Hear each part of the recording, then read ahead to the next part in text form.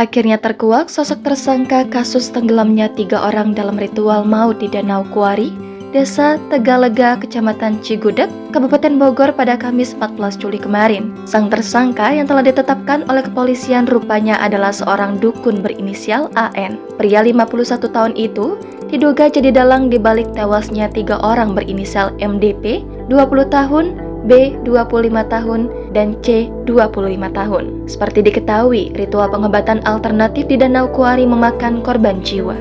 3 orang ditemukan tewas mengambang usai dikabarkan tenggelam. Mereka tewas usai mengikuti ritual yang dikomandoi AN. Karenanya, AN pun dikenakan pasal kelalaian sehingga menyebabkan nyawa orang lain melayang. Hal tersebut diungkap Kapolres Bogor AKBP Rio Wahyu Anggoro.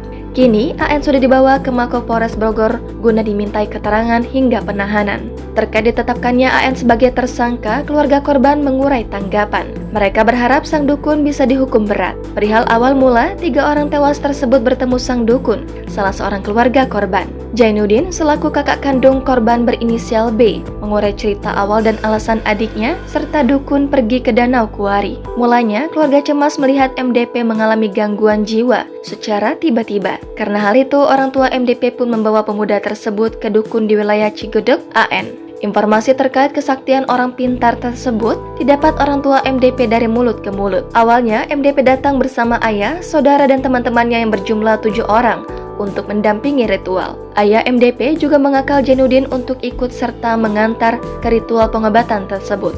Ia meminta keluarga ikut untuk membantu membacakan sholawat. Setelah semua berkumpul, AN mengarahkan semua orang yang hadir untuk memandikan MDP di Danau Kuari guna kesembuhan MDP dari gangguan jiwa. Ikut menyusul ke Danau Kuari, Jainuddin menyimak seksama prosesi yang terjadi sekitar pukul 22.00 waktu Indonesia Barat itu. Saat Jainuddin datang, posisinya sang dukun dan peserta ritual sedang membakar dupa, sikir, dan MDP sedang direndam di Danau Kuari. Kala ritual dilakukan, Jainuddin mengingat penampilan sang dukun AN.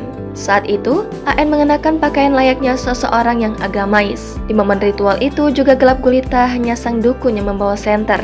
Tak berselang lama, dimulai prosesi, sebuah insiden terjadi. Saat MDP dimasukkan ke bagian pinggir Danau Kuari, 2 orang lainnya terjatuh dan tenggelam. MDP pun ikut hanyut ke dalam danau. Jasad MDP dan 2 korban lainnya baru ditemukan keesokan harinya oleh tim SAR gabungan, yakni pada Jumat 14 Juli. Jangan lupa subscribe, share, komen, dan like ya!